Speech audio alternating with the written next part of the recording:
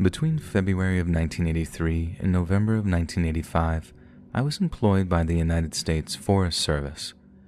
Back then, the Forest Service ran a kind of earn-as-you-learn program where you can spend a couple of years as a paid intern, learn the ropes, and then graduate as a fully fledged forest ranger if you proved yourself capable.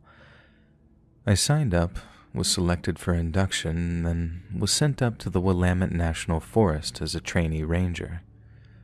I spent the next 6 months realizing I was just about born for that kind of work. I'm not saying it couldn't be hard. It was exhausting at times. But the sense of duty, the feeling that you were doing something good and honorable, that was more valuable to me than any sized paycheck. Those first 6 months were some of the happiest in my life, and at the time, I could see myself walking trails and working on restoration projects for the rest of my career. But then, towards the end of '83, I was offered a very different kind of assignment. Having proven myself capable of working unsupervised and having already confessed to enjoying all the solitude the job had to offer, my district ranger, basically the area chief, asked if I wanted to spend the summer of '84 working as a seasonal fire lookout over on Waldo Mountain. Waldo Mountain is around 50 miles east of Eugene, Oregon, and it overlooks Waldo Lake, as well as the Waldo Wilderness area to its north. The lookout is no longer functioning as such today and operates as a kind of public shelter on a first-come, first-served basis. But back then, it was a fully stocked live-in fire lookout that was occupied by either a forest ranger or a trained volunteer all summer long. The usual arrangement was that 3 different rangers would each do a month-long stretch up at the lookout. But when it came to delegating fire lookout duties for the following summer, staffing problems meant that there was only me and 1 other member of park staff available for the job. If I did a 6-week-long stretch up in the lookout from early June until mid-July, my district ranger would make sure it reflected very favorably on me when it came to offering me a full-time position. And so then, about 6 months after the offer, I was headed out to Waldo Mountain with my first 2 weeks' worth of supplies. Now, a lot of you might be picturing the Waldo Mountain lookout as being your typical sort of tower and cabin structure, and that's exactly what I was picturing too before I actually saw the thing. But when I got there, I found it was basically just a small cabin built atop a rocky outcrop. As you can imagine, being so high up on top of a mountain, the views from inside the lookout were nothing short of spectacular. But boy, was it cramped in there. It was maybe 12 by 12 feet, with a cooking and sleeping area crammed into one corner, a small map table in the center, and some cabinets and the ham radio crammed in the other. That was to be my home for the next 6 weeks, and I'd be a liar if I said that I didn't find the prospect just a little daunting once I was actually faced with it. I thought being alone up there would be easy. The only thing I didn't really consider was the sense of boredom that would set in once my regular duties were out of the way.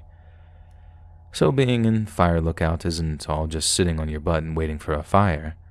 Since weather conditions hugely influence wildfire behavior, lookouts monitor things like temperature, humidity, and wind speed in order to assess danger levels and potentially even predict a fire's source behavior based on those previously mentioned observations.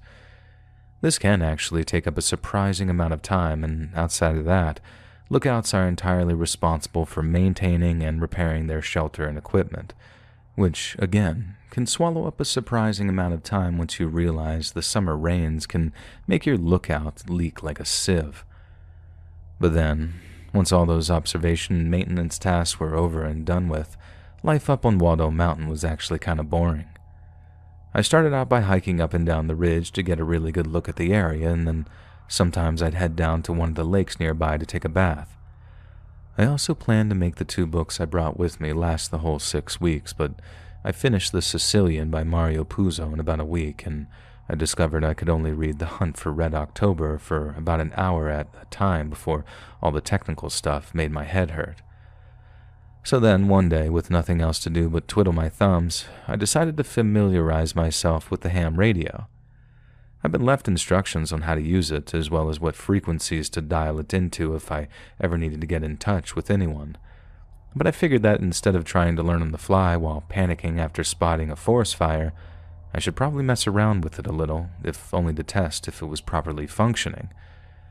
I'd been told that I needed to do weekly radio tests anyways, but all that involved was squeezing the little receiver, saying radio check, over, and then waiting for the response. But then, I wanted to see if the rumors were true, and that on a good day I'd be able to use that little old ham radio to talk to folks as far away as Hawaii.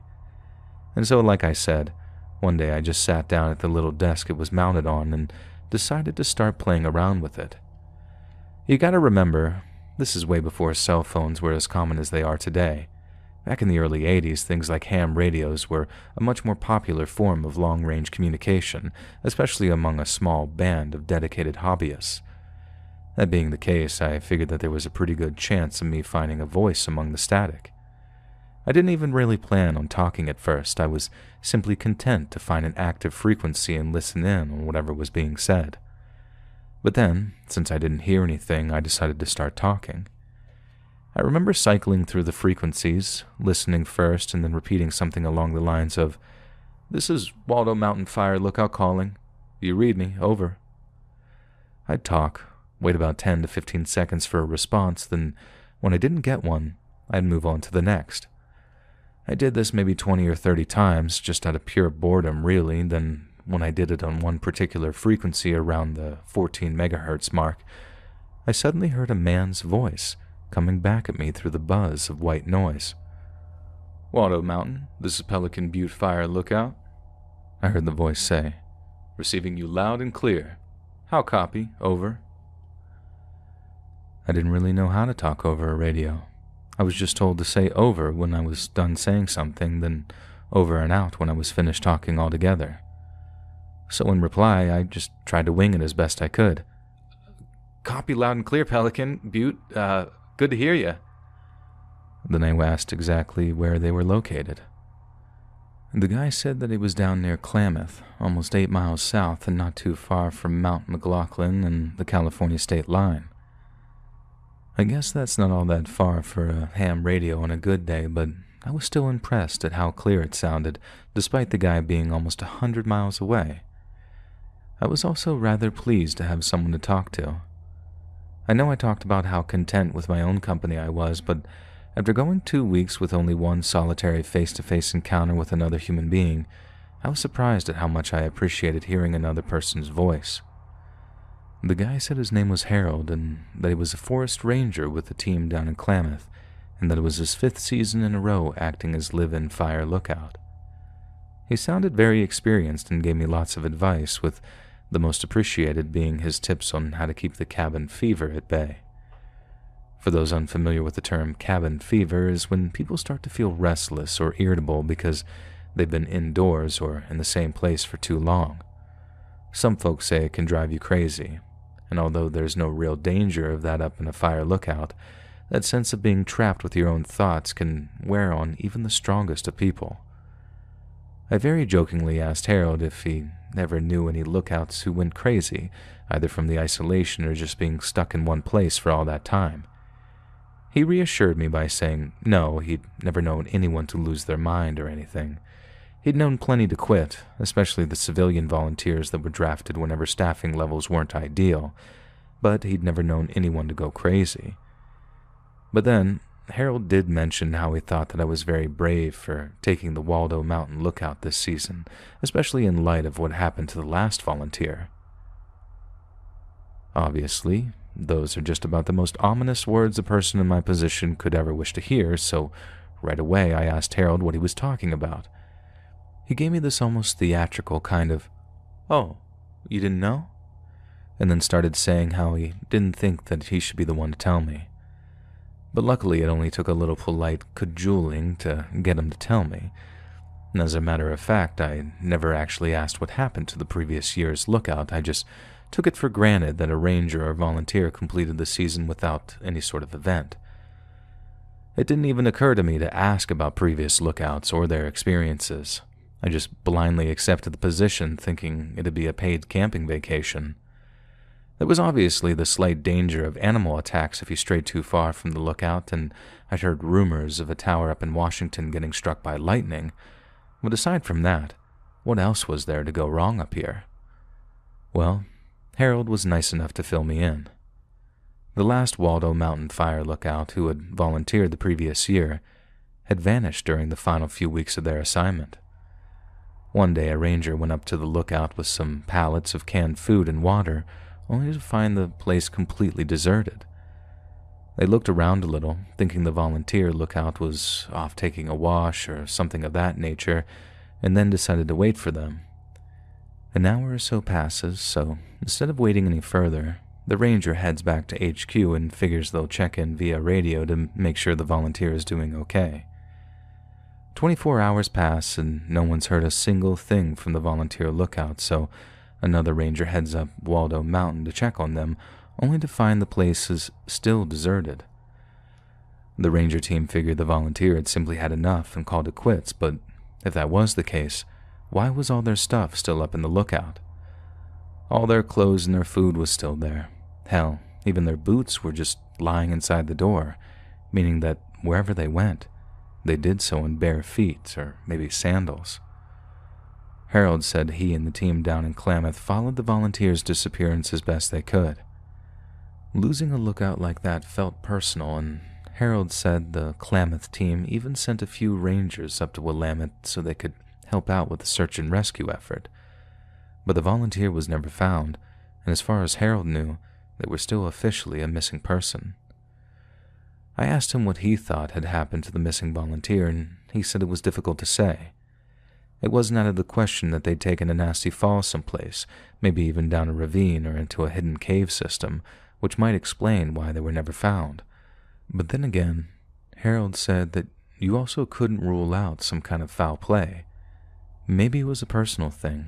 The volunteer had an enemy, someone they'd made very angry who was devious enough to realize that hitting them someplace secluded like that might make for the perfect murder.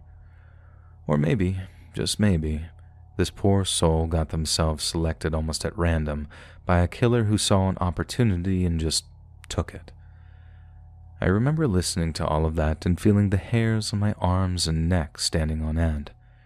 Harold said he didn't mean to scare me, and offered up some final theory involving the volunteer just voluntarily leaving, having gotten sick and tired of the lookout lifestyle that they couldn't even bring themselves to carry their stuff home. You did indeed get the occasional rich kid heading up there to find themselves or something for those 3 months, only to realize that they were wasting their entire summer vacation by week 2 or 3.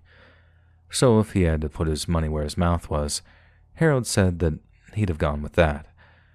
Granted, that final theory was probably the most likely outcome, but I'm also not scared to admit that the stuff that he'd said first had me pretty shaken up.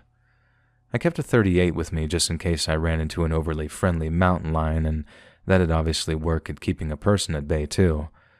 But the idea of someone creeping up on the lookout in the middle of the night while I was fast asleep, that was most definitely enough to give me the heebie-jeebies. I thanked Harold for passing on the info. Then, the next available opportunity, I asked one of the Willamette Rangers about the missing volunteer from the previous year. They said they had no idea what I was talking about, and that the ranger who had served as lookout the previous summer was one of the same ones who couldn't do it this year. I'd actually worked with this ranger on several different occasions, so I had it on personal experience that they hadn't gone missing, or that if they did, they'd sure turn up again. I mentioned this to Harold the next time I got, and he basically gave it the old, "Oh, that's what they told you, is it? And I suppose they had folks just jumping at the chance to serve as lookouts this year, huh?" Hearing him say that prompted a moment of terrified revelation, so much so that I literally felt the color draining from my face as I listened. It was possible that Harold knew that the Willamette Ranger had trouble finding lookouts for that season, so much so that I'd been asked to complete an extended stay. But even if he didn't know, and it was just pure guesswork on his part, he was right.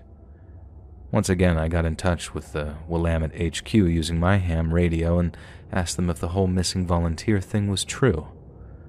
My district ranger denied the whole thing and told me that I must have been getting some bad info from someplace. He said that he'd never heard of any Harold down there, and that he'd be in touch with Klamath's district ranger all the same. He claimed that it wasn't very professional of one of their rangers to be spreading rumors like that, and that I was to disregard anything I'd been told. Now, I know I should have just listened to my superiors there at Willamette, but you also need to appreciate the unusual position that I was in. Back then, there just wasn't any Google or smartphones to go fact-checking things at the drop of a hat. All I had with me there was my radio, and I couldn't simply abandon my post to go off investigating all the stuff I'd been told. The only thing I really had to go on was this. Unlike other years, when the Rangers were inundated with hundreds of volunteer lookout applications, it's been almost impossible to properly staff the lookout for the '85 season. That's the thing that played on my mind, until in the end, I had no idea who to believe. As crazy as this might sound, I chose not to confront Harold regarding what he'd told me about the missing volunteer. In my head, I rationalized it by telling myself how Harold might have been mistaken somehow. Maybe he was confusing Waldo Mountain with another Oregon lookout, or maybe even one up in Washington. He might have also gotten mixed up regarding what year this person went missing, and either way, I didn't want to alienate the only other person I could talk to for prolonged periods, that is, who knew what it was like living at a fire lookout. I guess that really does sound kind of pathetic now that I think about it. So I'm just talking you through what I was thinking at the time and why I didn't just outright accuse Harold of being a liar and go back to talking to no one but myself. Anyway, about a week later, Harold and I are talking this one evening when he asks if Waldo Mountain is anywhere near Deschutes County. I had to check my map table, but lo and behold, Willamette National Forest was right on the border of Deschutes County. Harold goes on to tell me that he had an old high school buddy who lived out near a place called Lapine, which, when I checked, was only around 25 miles from Waldo Mountain. This high school buddy just so happened to be a ham radio operator in his spare time, and he and Harold would talk every so often, including that very same day. Harold's high school buddy had checked in to say hi, but also to tell him a troubling story about a break-in that had occurred in his neighborhood just that previous night. Someone had broken into a family home completely silently, then crept up the stairs. But then, instead of robbing or hurting anyone, the intruder crept into the husband and wife's bedroom and just watched them sleep. The wife said she woke up, saw some shadowy figure looming over her, and screamed. Her scream then woke up her husband, which prompted the intruder to hightail it out of there. No one was hurt, but the whole neighborhood was spooked, and after the news hit the airwaves, the whole of Lapine and Deschutes counties seemed to be on edge. I didn't need to ask why Harold told me all of that, and as I listened, I felt this icy chill run through me.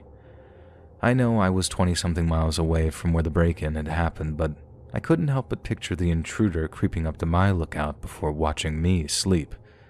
I had my .38 with me, which made me feel a lot safer.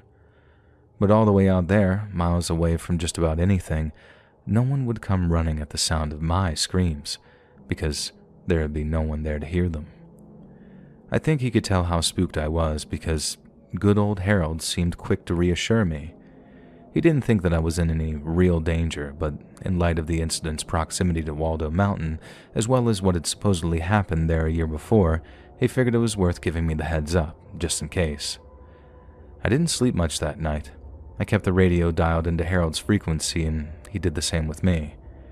He checked in once or twice, just to make sure that I was all right, and each time I only had good news to share. But on more than one occasion, I heard something from outside the lookout that had me clutching that .38, shining my flashlight through the dirty glass windows and praying that I wouldn't see anyone approaching through the darkness.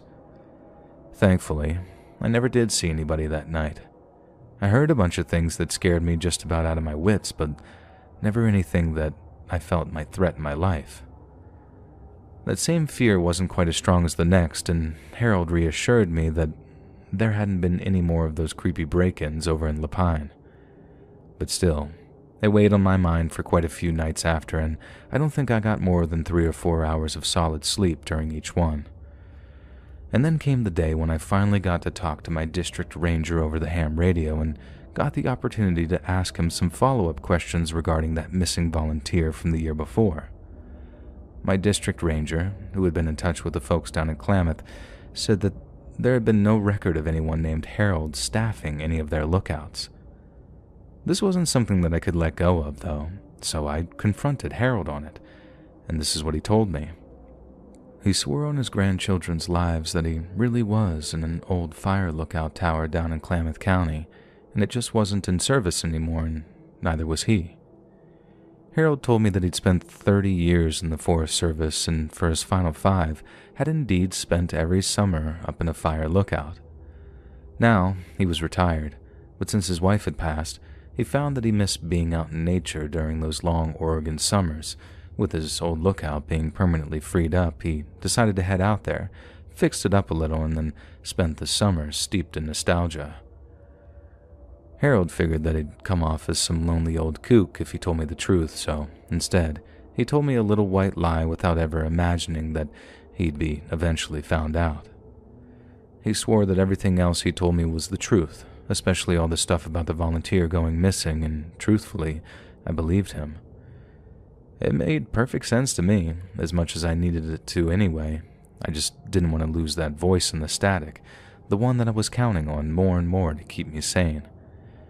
The first few weeks had been a breeze, and although the addition of Harold had been welcome, it had not been entirely necessary. But then, towards my final week, on week 6, I realized that I had just about reached the limits of my endurance for isolation, and I had actually started to consider Harold a good friend. And with that in mind, you can imagine the fear that I felt one night when Harold got in touch over the radio with a distinct sound of terror in his voice. As I said, we had been keeping our radios tuned into one another's frequencies at night, just in case anything bad had happened. It had been a quiet evening, but then at around midnight, my radio suddenly burst to life with the sound of Harold's voice. "Jake, it's Harold," he said in this low, shaky voice before asking, "Are you there? How copy, over?" Hearing the urgency in his voice, I rushed over to the radio and began asking him what was up. He then told me in this frantic, fractured style of speech that he'd heard someone moving around in the darkness outside his lookout tower. Then, after grabbing his flashlight and heading out onto the walkway outside his cabin, he realized that there were several dark figures in the woods which surrounded him on 3 sides. Right away, I told Harold to get the hell off the frequency so he could call for help. But Harold then tells me that he'd already tried to contact his HQ down in Klamath, but that no one seemed to be manning the radio. He needed me to contact my Ranger HQ so that they could call the cops down in Klamath. I told him I'd do that right away, but before I could twist the frequency dial, I heard him shouting, "Wait!" Harold then started to explain in the same terrified voice that the cops needed to know which Pelican Butte to drive out to. Apparently, there was already a Pelican Butte campground down in Klamath County, and the cops needed to head to the old lookout tower Harold was manning, which was off Falls Highway near the 4-mile flat quarry. If I didn't pass along this crucial piece of information, Harold would be screwed. I remember frantically scribbling all that information down and asking Harold to repeat the name of the forest road he mentioned at one point. And then after waiting for his response, this is what I heard. Harold's voice suddenly broke through the static and said, "Oh God, they're coming up the stairs." I told him to lock and load the rifle he'd mentioned having with him and to shoot anyone who came through the door to his cabin. I then heard Harold screaming, oh my God, what the hell are you people?"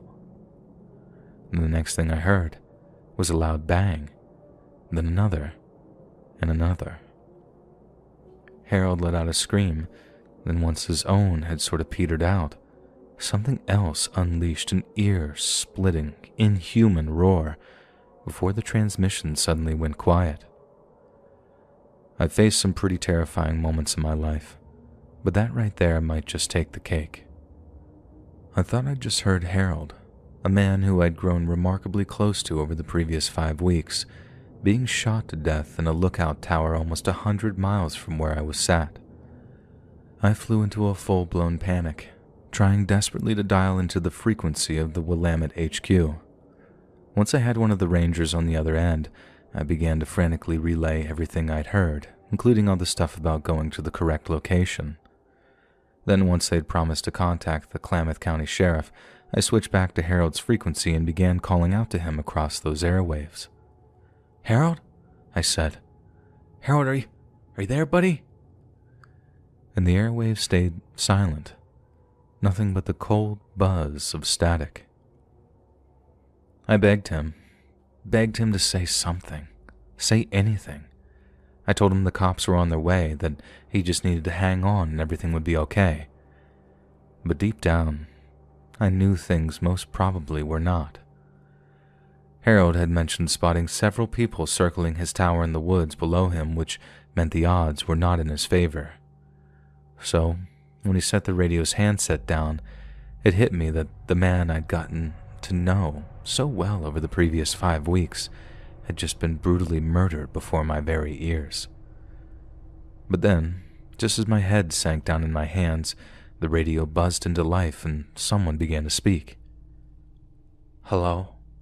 someone asked. The voice sounded like it belonged to a younger man. "Is anyone there?"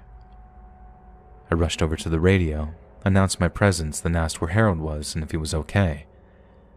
In reply, and in a way that I could almost hear him grinning, he tells me, sorry to be the one to tell you this, but, Harold is dead." I heard laughter before the transmission cut out, and in reply, I started yelling about how they wouldn't get away with what they just did. I told them the deputies were already on their way, that they were all going to rot in jail. Then, when I figured whoever was on the end probably wasn't listening anymore, I ceased my rant and let go of the push to talk, only to hear laughter coming from the other end. It was maniacal, gloating, satisfied. But just as I was leaning forward to change the frequency and rid myself of the taunting howls of a murderous stranger, they spoke once more. "You're so stupid," I heard them laughing. "I can't believe you sent the cops out there." The voice had changed almost completely, but in my confusion, I hadn't quite realized what was going on yet. I reached over, picked up the headset, and once again asked where Harold was. "There is no Harold, you moron," I heard it reply. "It was me this whole time, and you ate it up. What kind of sad, lonely piece of human trash are you? You ate up every word." I was speechless, stunned into a dumb silence, and all I could do was listen. "God damn," the young man said. "I knew I was good, but I didn't think I was that good." He let out another long, wheezing laugh, then, once he pulled himself together a little, he asked if I was still there. I didn't know what else to say. I picked up the handset, and the first thing that came to mind was the first thing out of my mouth. I said, "You should be ashamed of yourself." "And you should kill yourself," came the reply instantly, with the man screaming those last 2 words so loud they were almost lost in distortion. As I leaned over to the radio set to change the frequency, more of that same warped maniacal laughter poured out from the small tin speakers, only to be suddenly silenced with a twist of the dial. To say I felt foolish would be the understatement of the century. That guy dangled a little bait in the water, and not only did I bite, but I swallowed hook, line, and sinker too. There was no Harold. There was no missing volunteer lookout from the year before. But then again, I bet some of you figured that one out long way back. I also bet that that guy knew so much about being a fire lookout because he talked to one a whole bunch, most likely using the same ham radio he used to talk to me. Then, I don't know. Maybe what was intended as a one-time prank just snowballed. It wouldn't be too hard to fake all those sounds either. The gunshots and the screams, I mean. But what must have been difficult for anyone in their right mind was having the patience to drag me through a 5-week-long con before delivering that horrifying final performance. That's what, for me at least, makes this all seem a lot more than just a playful prank. He didn't just string me along for a day or two, call me a sucker, and then disappear from the airwaves to waste some other radio operator's time. He kept things going for more than a month. He put hours into talking to me, into building his character and earning my trust. He put on the gravelly smoker's voice of a man in his 60s, and he did so for hours upon hours upon hours. Then in the end, the kid, I guess, who ended up screaming at me through the airwaves, sounded like his balls had only just dropped. He made me believe in a person who didn't exist, and as much as that speaks to the sheer magnitude of my own idiocy, I think it says a lot about his being a psycho, too.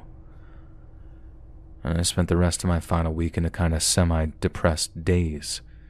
I felt like the single stupidest person on the face of the earth, a weak-minded, pathetic excuse for a man who got so lonely that he fell for the dumb prank of a bored, psychopathic teenager. And that's the thing, too. I didn't just fall for it one time. I fell for it again and again and again. Every time I picked up that handset and started talking to Harold, I let that black-hearted little brat take me for a ride all over again.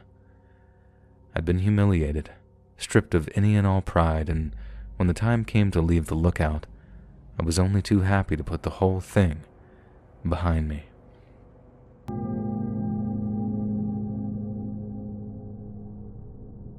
What I'm about to tell you is something I still go to therapy over. It happened back during the summer of 2008. I started going to therapy around the start of 2009, and I've been going ever since.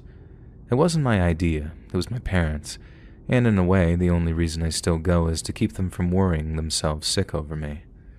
Not that I don't derive some small benefit from it, but what I tell my parents, my therapist and I talk about, and what we actually talk about, are two very different things. Around the start of the holiday season back in 2007, I was a sophomore Earth Sciences student at UC Davis. The university offers some summer placements to students who want to gain a little work experience, and although they're mostly dreary research assignments, I happened across one that piqued my interest in a way the others didn't. In short, I had the opportunity to spend the summer working as a fire lookout in the Trinity National Forest. It was a 3-month-long placement, but I'd be paid for my time, and completing a piece of long-term field research would look very good on my resume.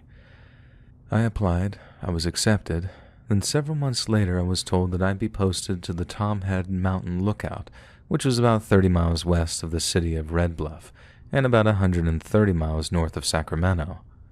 Seeing as I didn't own a car back then, I had to catch a bus all the way up to Red Bluff. From there, I hitchhiked along the 36 and then hiked up into the hills until I reached the flat-top peak of Tom Head Mountain, where the old fire lookout tower stood. The first thing that struck me was that the 20-foot-tall lookout tower was made of wood. I figured a fire lookout tower would have been built with less flammable materials, but since it had been constructed back in the 30s, I guess wood was all they had at hand or something. It didn't make for the best first impression. After all, that tower was supposed to be my home for the next 3 months. But in the end, I managed to get myself settled in, and the place started to feel more cozy than decrepit. A big part of the assignment involved what we call numerical weather predictions, or NWP. I won't bore you with the exact science of it, but it's somewhat similar to the kind of prediction models that allow news channels to give long-term weather forecasts. But then, in the context of being a fire lookout, we can use these same models to predict the dry spells or heat waves that might result in a wildfire, because prevention is always better than a cure. Working on weather analysis kept me occupied for a precious few hours each day, while hygiene and hydration became important aspects of my daily routine. But outside of maintaining myself and my equipment, I had very little to keep me occupied. To kill time, I'd go for walks in the woods surrounding the lookout tower. Sometimes I'd visit the abandoned miner's cabin, sometimes the old campground that lay just beyond it. I'd keep my bear spray with me just in case I had any close encounters of the fur kind, but I never ever saw any people around. At first, the seclusion was a welcome escape from the hustle and bustle of the big city, and by the end of the first week, my social battery had been thoroughly recharged. But by the end of week 2, once the boredom had really started to set in, I found myself just pining for human contact in a way that was very much surprising to me. I had my old Samsung cell phone with me, along with a very efficient solar-powered cell phone charger, but the lack of solid coverage meant it was more useful as a paperweight. If I walked up to this one spot on the ridgeline, I could manage to squeeze the odd text message through, but any sort of phone call was out of the question, and that was something I hadn't anticipated. It sounds foolish to think about it now, but I figured that since I was so high up on a mountain, getting decent cell reception wouldn't be an issue, where in actual fact it was all about your proximity to them. Communicating through the odd text message was all well and good, but by the end of that first month, being the only living soul for miles really started to grind on me. When a Trinity Forest Ranger showed up with my second month's supplies, I was so happy to see her that I almost hugged her when she stepped out of her 4x4. She could tell how happy I was to see her, and she joked about me going a little stir-crazy up there all on my lonesome. She was nice enough to stay a while and drink some of my bad coffee. Then once I'd hauled my supplies from her trunk, she drove off into the sunset. After that, knowing I wouldn't see another person in the flesh for a whole month, it actually made me kind of emotional. You don't realize what social animals we are until you really cut yourself off from other people. I once read that in prison, solitary confinement is one of the cruelest punishments at the guard's disposal, because being isolated from your fellow man can drive a person crazy in a frighteningly short amount of time. I'm not saying I started to go crazy up there, but for a while, it sure as hell felt like it. It started towards the end of my second month. I'd be out on one of my regular walks, and I'd see something move out of the corner of my eye, but then when I turned to look, nothing. There's a lot of wildlife out there in Trinity, so for the first half-dozen times it happened, I figured it was just a fox or a raccoon or something skittering away from me, frightened. But then, after a while, the shadows in the corners of my eyes started getting larger and clearer, until eventually they weren't just in my peripheries anymore.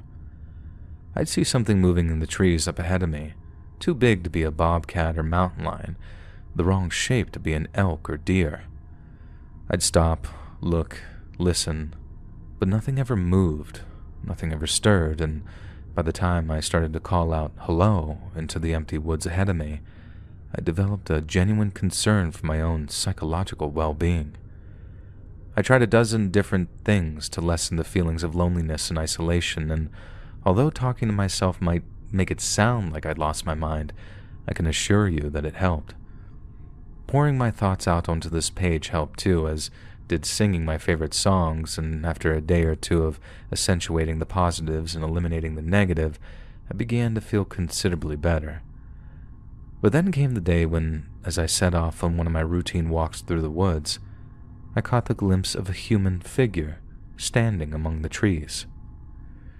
I turned my head to look in their direction, and unlike all the other things I'd seen moving in the corner of my eyes, this person didn't dart off among the trees. Quite opposite of that, in fact.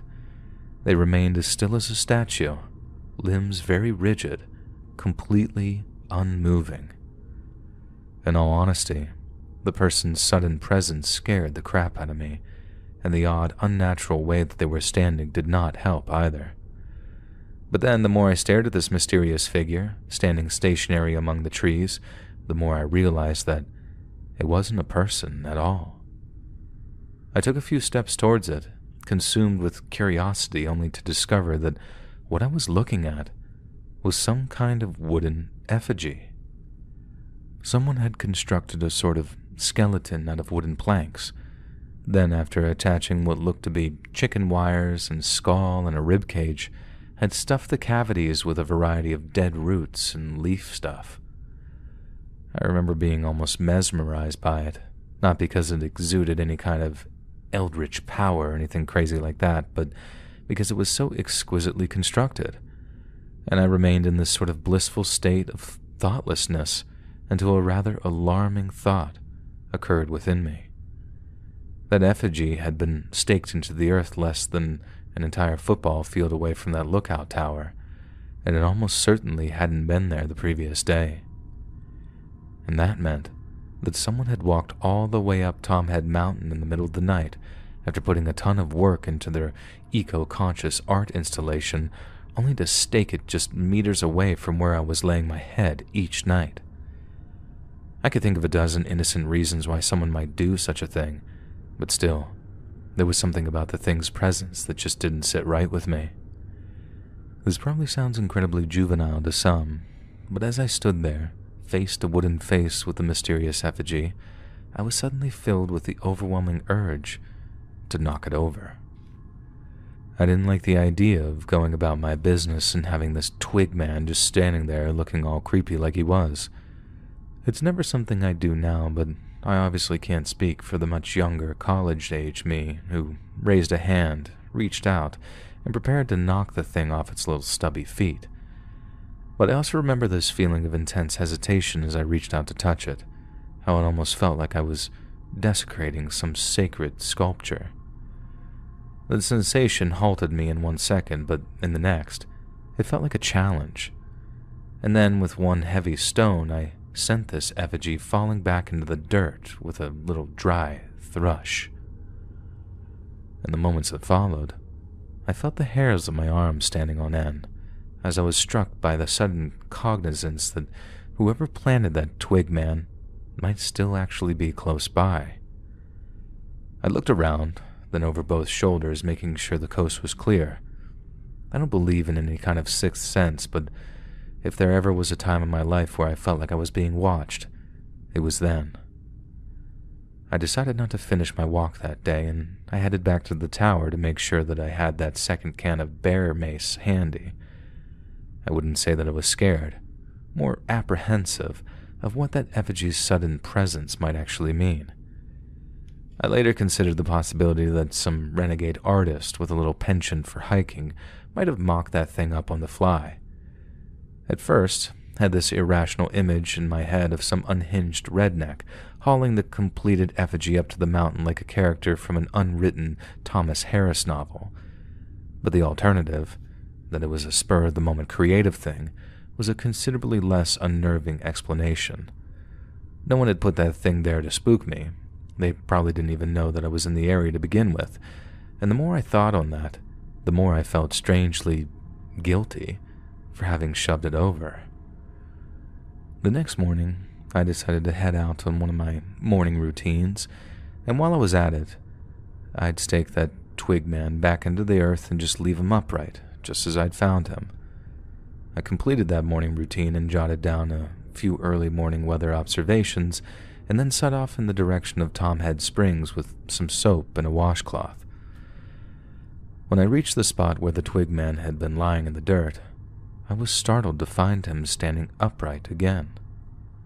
Someone had returned, possibly in the middle of the night, and had returned that twig man to his vertical position. Again, I wasn't outright frightened by this, just more unnerved. I also figured that if it was me who made the twig man, this silent companion I could go visit on hikes every so often, I'd also be kind of bummed if some jerk-off came along and just pushed him over. Besides, if he was someone else's silent but stoic companion, maybe he could be mine too. I gave myself a scrub down at the springs, made my way back to the lookout, passing the twig man as I went, and then spent the rest of the day making weather observations and reading the books that I had brought with me. Then, once the sun went down and my very early bedtime approached, I climbed into my sleeping bag and then attempted to catch some shut-eye. I think I might have just been on the cusp of drifting off when a deeply alarming scent began to drift into my nostrils. It was the smell of smoke. I leapt out of my sleeping bag, threw on my shorts and boots, then was about to radio the ranger's office over in Redding when a flicker of flame in the woods below caught my eye. The fire was close, very close, and by the looks of things, it was still small enough for me to fight. I grabbed the tower's small fire extinguisher and rushed down the stairs, and then bolted towards the source of the fire.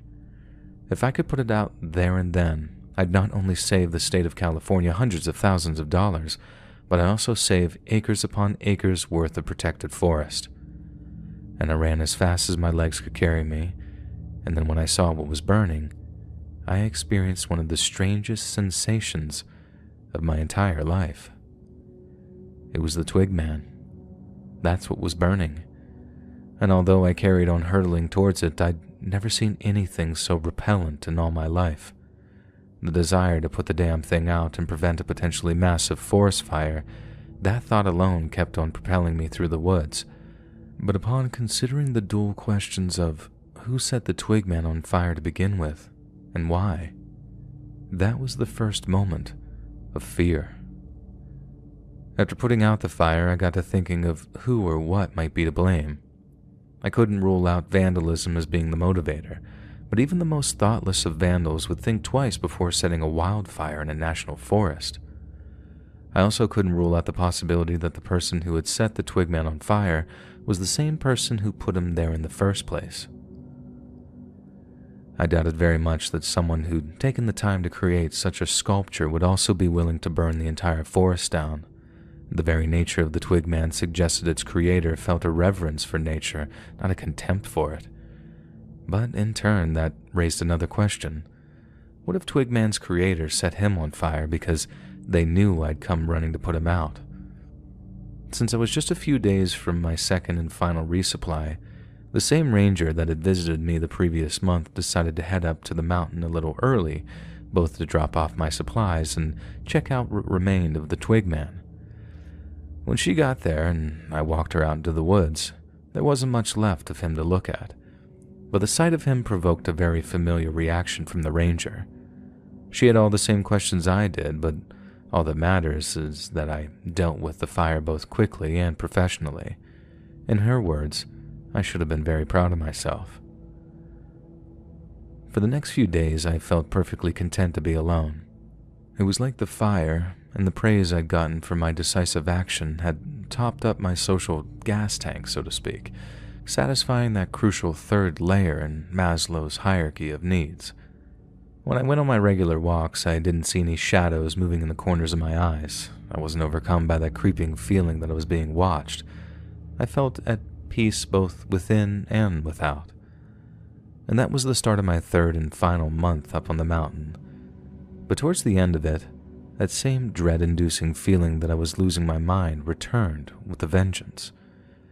Having finished all of the books that I brought with me, and having grown sick of journaling my own depressingly repetitive stream of consciousness, I was even more plagued by tedium than ever. And on the surface, this seemed to lead to a drastic decline in my mental health. I started seeing things again, like people moving in the woods, and the encroaching sense of paranoia resulted in a handful of completely sleepless nights. The exhaustion I began to feel exacerbated every other symptom until at one stage, I started to wonder if I could complete the full 3-month term. I tried as best I could to power through, taking things a day and a night at a time, until finally, I had just 7 more nights to go. I tried to mark the occasion with a minor celebration and opened up a can of warm soda that I'd been saving for a very metaphorical rainy day. Then, after an evening spent trying to keep my spirits high, I settled down to sleep. 1 down, 6 to go, I told myself. But I couldn't have been more wrong. Hours later, I think maybe around 1:30 or 2 in the morning, I opened my eyes and heard what sounded like something moving among the trees below my tower. It was a very heavy sound, like something large and bipedal was stomping through the underbrush, and seeing as that was a zoological impossibility, I decided to climb out of my sleeping bag and go take a look.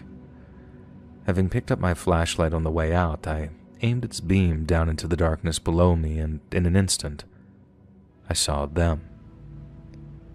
To my horrified astonishment, I discovered that the tower I was in was surrounded by at least a dozen hooded figures.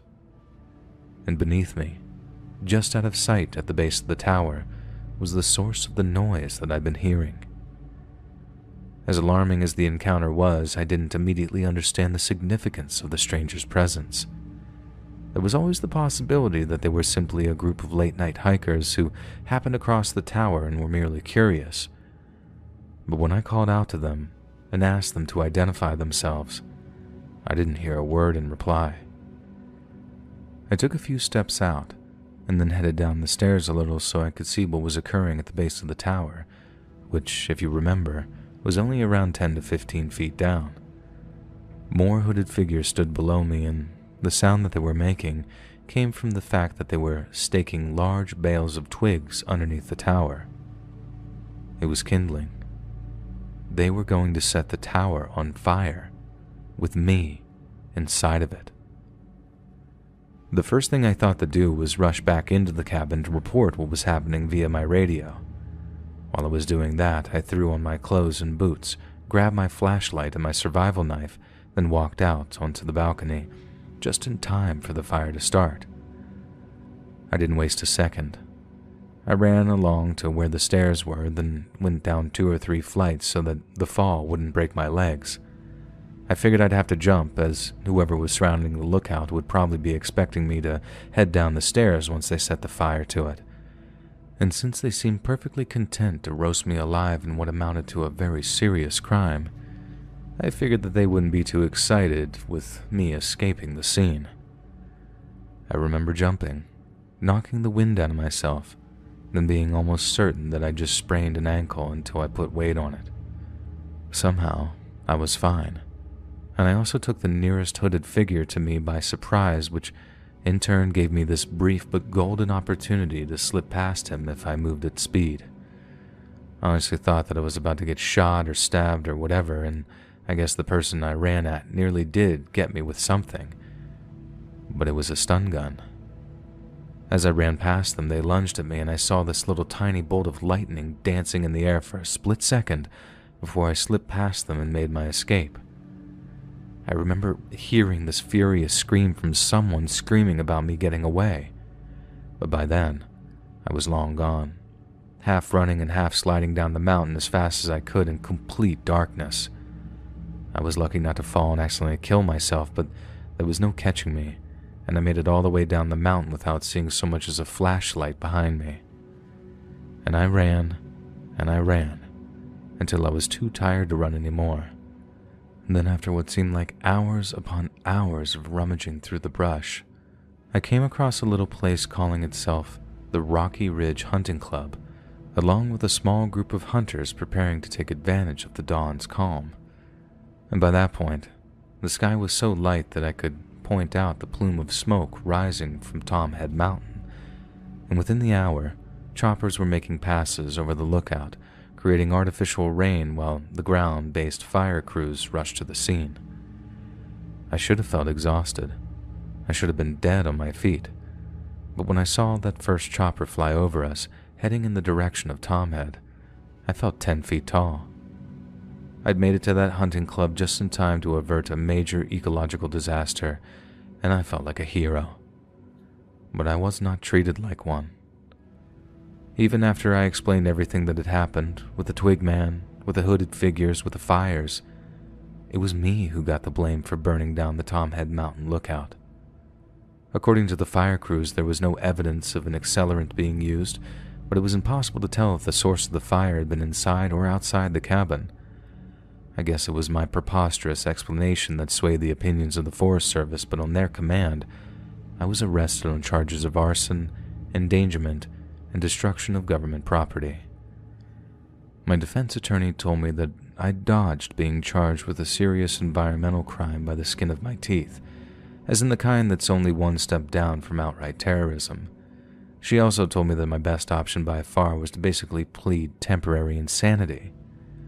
At my trial, she made it out like I was some upstanding citizen who'd merely been unfortunate enough to have suffered a kind of psychiatric crisis as a result of severe and prolonged isolation. I pleaded guilty, got 100 hours of highway trash picking upping, and a mandatory psychiatric evaluation at the behest of the state of California. I tried to get my parents to believe me, but unfortunately they took my attorney's arguments as gospel and instead of the truth, chose to believe that I'd gone temporarily crazy. But unlike my attorney, whose interests ended once the money dried up, Mom and Dad wouldn't let it go. They hounded me until eventually I gave in and agreed to go to regular counseling sessions. I didn't want to take pills for something I knew that I didn't have, so to them, therapy was the next best thing. But these days, I don't talk to my therapist about how I'm scared to lose my mind again, or how it might be a symptom of a much more frightening form of disease. I talk to him about how painful it can be when you tell someone the absolute truth, and they choose not to believe you for the sake of their own sanity.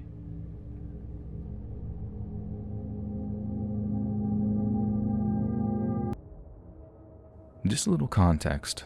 I'm female, in my 30s, but I was in my late 20s when this story happened. I figured I'd better add that here so you know more about who's writing in. So way back in 2014, a full 10 years ago, I first saw a photo that looked a lot like this one. For those of you that can see it, the picture displays a smiling young woman sat on a bed, but then behind her is one of the most spectacular views of rolling pine-dotted mountains that you'll ever likely see. I remember wondering if what I was seeing was the woman's home, and if it was, what I'd have to do in order to live in that kind of coniferous mountain paradise. I did some research and then discovered that the woman was indeed living up there in the mountains, but not on a permanent basis. The place that she was staying was a fire lookout tower, and not only did she get to stay up there for months at a time, but she was actually being paid for the privilege. And from that moment on, I was obsessed. I thought living the life of a fire lookout for a summer would be the adventure of a lifetime. I also thought that it would be a relatively easy thing to get into. But on both counts, I was very wrong. I thought I'd be able to just sign up as a fire lookout and then be in the field in a matter of months. But for each vacancy that gets posted, which is around 40 to 50 a year, the Forest Service gets literally tens of thousands of applicants.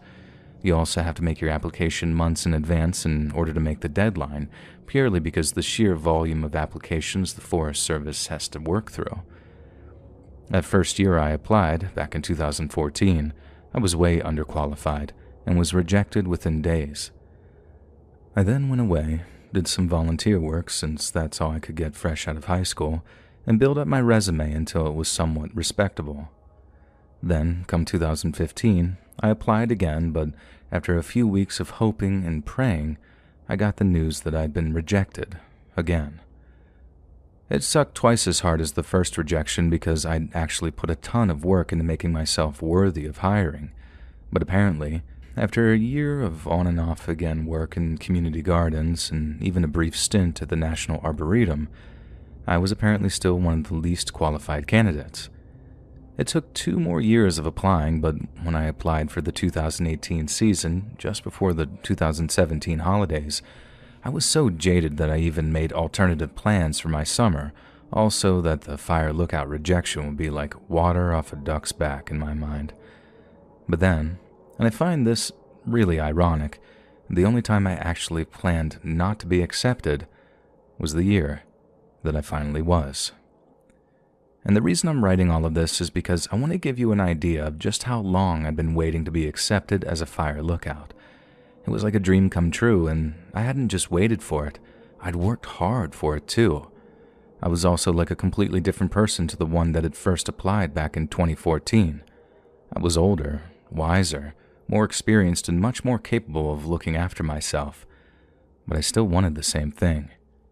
I firmly believed with all of my heart that 3 summer months living out in the wilderness would be emotionally and spiritually fulfilling in ways I could barely even calculate. And it would have been, if not for one person. When the email informing me of my assigned lookout arrived, my parents and I joked that it was very aptly named.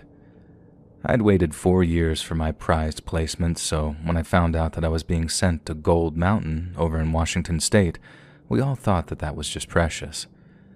The lookout on Gold Mountain also happened to be the tallest live-in tower in the whole state, so you can imagine why I felt both extremely excited and supremely blessed. The fire lookout postings on Gold Mountain ran for what's called a season, which is roughly 3 months. You arrive in late June, stay all the way through August and September, then depart in early October once regular rains return. I caught a red-eye from Portland to Spokane, landed in the early morning, and then drove 170 miles out to Gold Mountain with my 14-week truck rental. I thought it'd be a hell of a task to find the place, but not only was it surprisingly easy to locate, it had its very own access road in Gold Mountain Lookout Drive. I arrived mid-morning, met with one of the Colville Forest Rangers, and then, after going over a few final details, he handed me the keys. Before he left, and with this big warm smile on his face, he asked me if I was having any second thoughts. He said he always gave volunteer lookouts one last chance to back out before they committed themselves to a season. He was smiling because, I think that he could see how excited and eager I was, and he knew that there was no way in hell that I was about to back out now that I was finally living my dream. He laughed when I told him as much, and after handing over the keys, he got into his truck and drove off. And I was elated. So much so that I actually danced a little jig as I went to retrieve my stuff. The only two downsides would be, 1, having to use a nearby creek to wash myself, and 2, having to walk all the way down to the bottom of the tower to use the chemical toilet.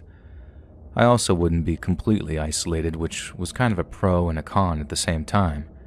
A ranger would stop by every few weeks to replace the chemical bin on the porta potty that I had, as well as to generally check in on me and make sure that I hadn't gone AWOL.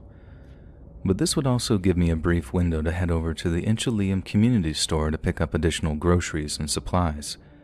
Aside from that, I was very isolated from the rest of the world, with the nearest patch of civilization being almost 15 miles away to the southwest. That's actually exactly what I've been hoping for.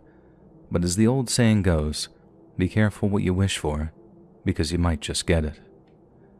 So as I mentioned earlier, I had to walk down to a nearby creek if I wanted to get washed properly and all that. And at first, I was quite apprehensive about the prospect of getting half naked in the middle of the woods, and the first few times, I walked down in a bathing suit under my towel. But then, when I actually saw the deeper part of the creek, all my fears were quite literally washed away. Although the water only came up to my shins, the stones and sand on the bottom of the creek were smooth enough to walk on in my bare feet, and the water moved fast enough to ensure that I wouldn't be washing in any dirty or stagnant water. I'd walk down, covered in a towel, flip-flops on my feet, carrying whatever underwear I wanted to wash while I was there. One hand would be securely holding the towel while the other would be holding my little bag of toiletries, as well as the most important item of all, my bright orange can of bear mace. This is another point I feel like I should address while I'm on this topic. While I'm aware that many volunteer fire lookouts prefer to have a firearm with them while on lookout, I personally chose not to have one with me. I know that might sound crazy to some people, what with there being bears and cougars roaming the woods out there, but I honestly thought that between the bear mace and the taser that I kept up in the tower, I'd be able to defend myself against just about anything. And I was right too, so I guess I was vindicated on that point, but it was very frightening to have put that to the test. Now anyway, I'm 3 weeks into a 13-week stay, but I'm already getting very comfortable living the life of a fire lookout. Then one day, I'm walking down the spiral track that leads down from the lookout tower, whistling a little tune and looking forward to getting clean again. But then, as I walk into the woods and get about 100 meters from the deeper waters and little waterfalls I use to wash, I suddenly see someone crouching on the opposite side of the creek. I immediately slowed my walking speed, contemplating whether I should just head back to the tower before returning later. Then, once I got a better look at the guy, I decided he looked harmless. He was just like a typical hiker, but then despite having the body of a defensive lineman, the guy could have been the twin brother of the kid who played Mick Lovin in that Superbad movie. He had that same short, dark haircut with the uneven fringe and the same dark brown eyes ringed by black-rimmed glasses. The only distinguishable difference was this guy was yoked. I was aware that the odd hiker passed through the area, so after getting a read on him, I decided on a course of action. I didn't want to walk all the way back to the tower without at least washing my face and hands, so I decided to keep the social awkwardness to a minimum, say hi as I approached the creek, and just hope the guy was relatively normal. If not, well, I had my bear mace. As I got to the edge of the creek, my presence obviously startled him a little because he went from crouched to standing and kind of awkwardly avoiding my gaze. I remember saying, "Hey there, nice day for a hike," before I set down my stuff and took a few steps into the water. He politely returned my greeting, but as he did, I noticed that he was looking at me as if I'd grown an extra head or something. I understand why he was so confused. I mean, one minute he's sitting there enjoying a quiet moment of respite next to the creek, and then the next, some half-naked lady is strolling through the trees and saying hi like it's the most normal thing in the world. I could understand why it piqued his curiosity, so at first, I chose to indulge it as best I could. The guy started asking me what I was doing, and while trying not to sound too sarcastic as I washed my hands and face, I told him I was, washing my hands and face. I was being a little pedantic, I guess, and I also supposed that he had every right to ask me some follow-up questions, so I entertained those too. I told him that I was acting as a fire lookout at a tower not too far from the creek, and that I was spending all summer there and that the creek was my only means of getting washed. He looked impressed at first, and then asked if I was staying there all on my own. Right away, I knew it wasn't a great idea to tell any stranger that I'd be alone someplace for an extended amount of time. But like I said, the guy seemed mostly harmless, and I wasn't completely cut off from the outside world. I told him that, yes, I was all alone, but I had the means to protect myself and a very reliable radio with a very clear signal that would instantly summon rangers if I was in trouble or if there was a fire. And this obviously answered his question, but engaging his reaction, I saw that it was almost like he didn't believe me. He asked me if I had a gun. I said no. He asked me if my boyfriend was with me, which was kind of a presumptive question, but one I also answered with a no. He then asked me if I ever felt scared, being up in that watchtower at night all alone. And that question is the only one to which I returned a dishonest response. When I told him no, I didn't get scared at night, when the truth was, it was almost impossible not to. The nights were just about the only times I wondered if I hadn't been a little too hasty in committing to an entire season. You hear some wild noises out there at night, and outside your window, there's nothing but a sea of darkness below the gigantic ceiling of stars. And that's on a good night. On a bad night, when the winds are up, it howls around the tower like a banshee, and then makes the whole thing creak so loud you can't tell if it's the wind or someone slowly creeping up the stairs towards you through the darkness. I don't scare all that easy, and even for me, nighttimes up in the lookout tower were a test of nerves. But something about the guy's question told me admitting any kind of fear was not in my best interest. I recall how he just kind of stood there for a moment, with this incredulous look on his face, probably believing me by that point, but just thinking I was crazy. I'd just about finished washing up by then, so I waded out of the creek, picked up my stuff, and then started back towards the lookout tower. But no sooner had I turned my back, the four-eyed hiker yelled after for me. He yelled something like, "It's not safe for you to be all alone out here." And I felt like yelling back, "Not with you out here, it isn't," but I thought it was probably best not to antagonize him. Instead, I simply reminded Big McLovin that I had my mace, a taser, and that a few words into my radio and heavily armed rangers would come to my aid. I guess the heavily armed part wasn't strictly true, but the rangers were packing a hell of a lot more firepower than I had, and besides, I just wanted to protect this impression of absolute safety in order to prevent McLevin from continually offering me his company. But in that effort, I failed completely miserably. After I made the comment about heavily armed rangers, I turned and started to walk off again, but that's when McLevin yelled after me and asked if I wanted some company. I absolutely did not want any company, and even if the guy was as handsome as Bradley Cooper, I'm more of a Brandy Carlisle kind of girl, wink wink nudge nudge. And if some of you are asking yourselves, why not just tell him that you're a lesbian so he'll leave you alone? There's a depressing truth that you probably need to hear. As many of my fellow sapphics might tell you, there's a certain breed of heterosexual man that isn't just undeterred by such information, they're nauseatingly emboldened by it. Sometimes I'd rather encounter an outright homophobe than someone who wants to make their token lesbian friend, or even worse, the guy who thinks he'll be the one to fix me. And so, with that in mind, I didn't tell Protein Shake McLovin any of the sort. Instead, I answered his question with a question and asked him his name. My response threw him off a little bit, but after a momentary pause, he told me his name was Trent. I told Trent my own in return, which is Abby, and then tried to make it abundantly clear that I was perfectly safe and that I didn't need any company. And then after wishing him farewell, I walked back to the lookout. As far as I know, Trent watched me walk off until I was out of sight, by which point I was heavily regretting having told him where I was staying. The most tiresome thing was how Trent seemed to want to protect me out of some undated sense of chivalry. I'd almost rather that he was an out-and-out perv so I could just have an excuse to bear mace him. I walked off hoping that I wouldn't run into him again, but then also having this comforting feeling that I wouldn't. He didn't seem like the type to come back and do anything that constituted harassment. And I think maybe 3 weeks went by, so long that I'd actually forgotten about my little encounter with Trent.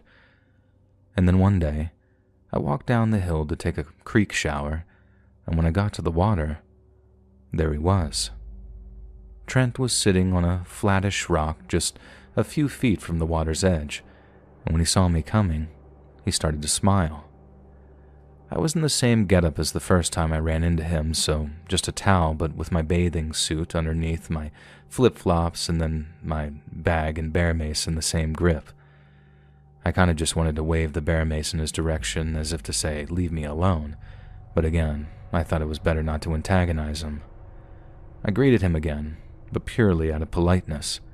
I didn't want to talk. He was ruining my washing time, and since I knew that he was only there to try and engineer a second encounter with yours truly, I really didn't appreciate his presence. Trent returned my greeting and then attempted to make small talk with me in a way that seemed a little over-familiar. I did my best to remain polite, told him that I was doing fine and that no, I hadn't spotted any fires yet. We kept going back and forth like that as I washed myself as best I could, and then eventually, the subject of me requiring his company came up again.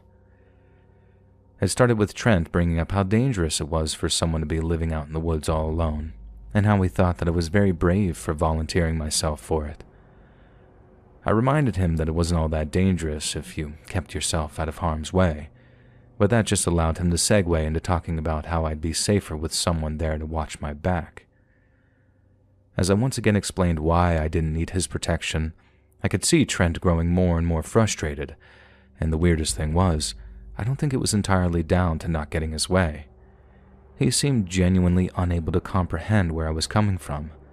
Then, when I got to the part about me feeling safer out there on Gold Mountain than I did in a major city, he just kind of snapped. He started off with some impassioned speech about how I was being naive and idealistic, and how out in the wilderness, those attributes could get you killed. For the second time, I told him that I appreciated his concern, but that it was entirely unwarranted. Then, when he couldn't seem to shut himself up, I did a little snapping of my own. I told Trent that, in all honesty, the only person making me feel unsafe or uncomfortable was him.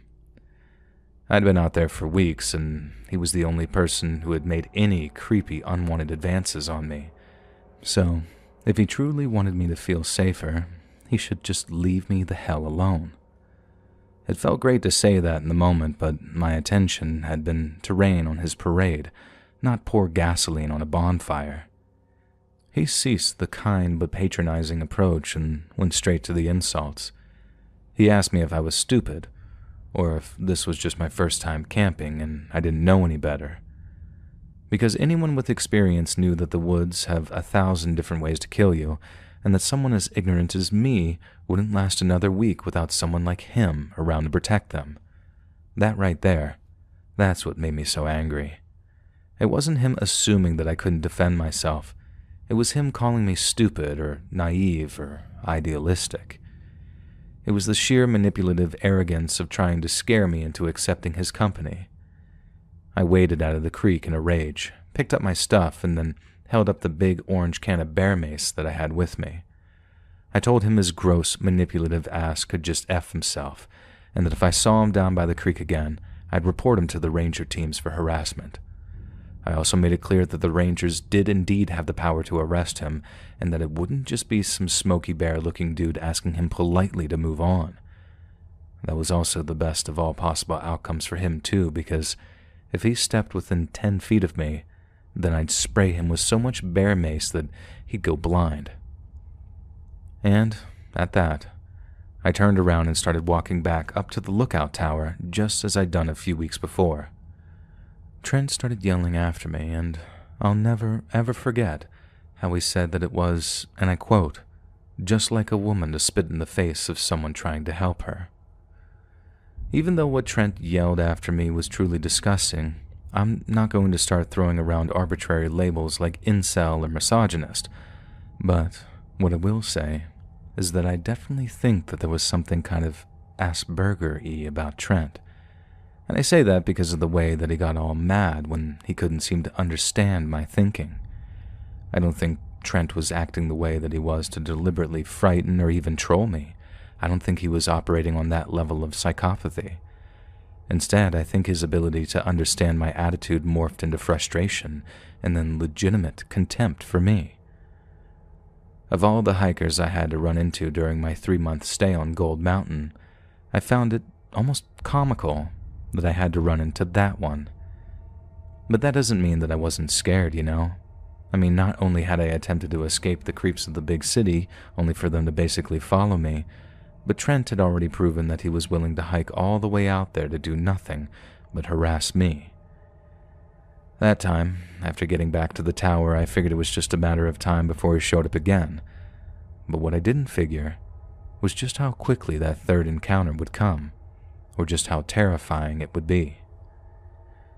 It was about a week after that second encounter, and the prospect of Trent returning was still very much on my mind, when I bedded down for the night with my bear mace and taser close at hand.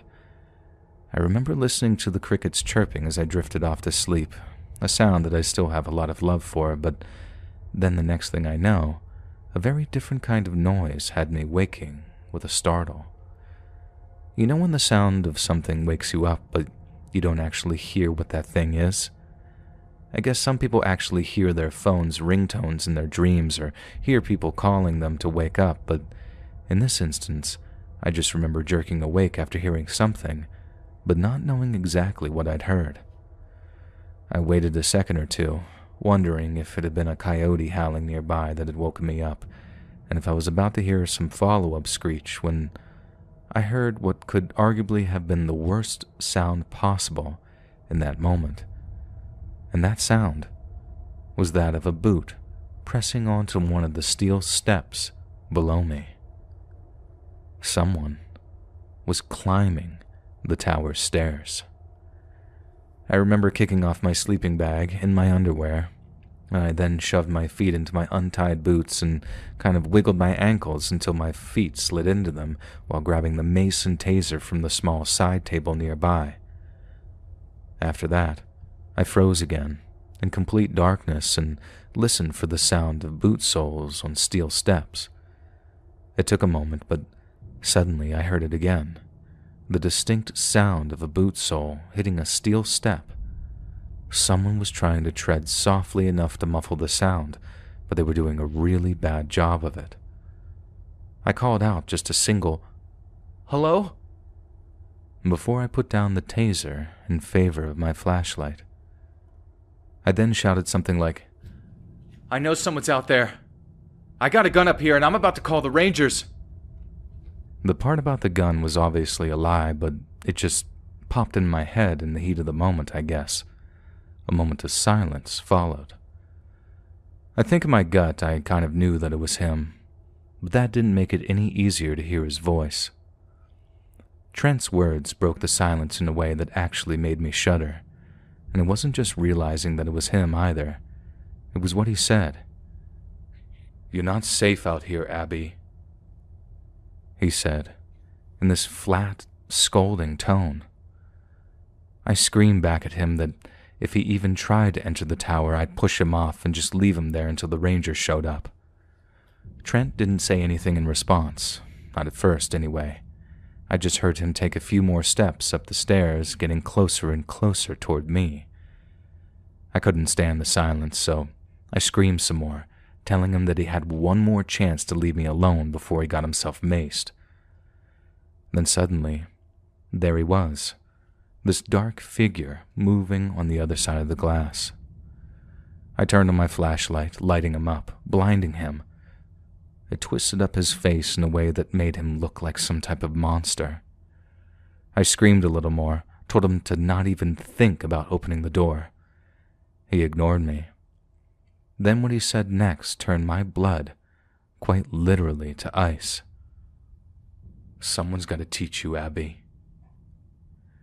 Just typing the word teach, even all these years later, makes me so angry I feel my cheeks burning.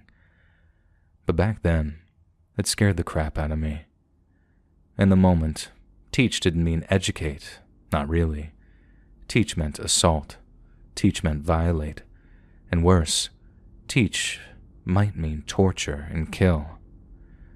But Trent wasn't going to get to do any of those things to me because of all the things Trent was, he was clearly not a person of practical intelligence. Because in opening up the cabin door while failing to adequately shield his eyes, Trent gave me the perfect opening to absolutely drench his face with a noxious-smelling bear mace. And I really let him have it. The moment I got a clear shot, I sent a prolonged spray of this highly caustic liquid directly into his face, and his reaction was instantaneous. He winced. He rubbed his eyes. But Trent did not retreat from the cabin.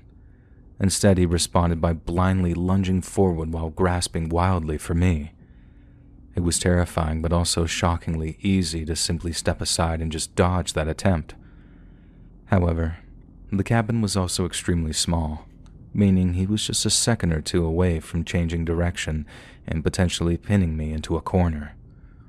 Thankfully, my taser was literally right there beside me, and so the next time Trent lunged wildly in the direction he thought I was, I stepped out of the way again, then began dry stunning him before he had a chance to find his feet again. It might sound a little sadistic of me, but hearing Trent scream might be the single most satisfying sound I had ever heard. The fight completely left him, and he just simply lay there panting between the shocks. I would scream for him to get out, and when he failed to move, I'd shock him again and listen as his screams reverberated around the cabin. I also think that he might have actually been drunk when he showed up that night.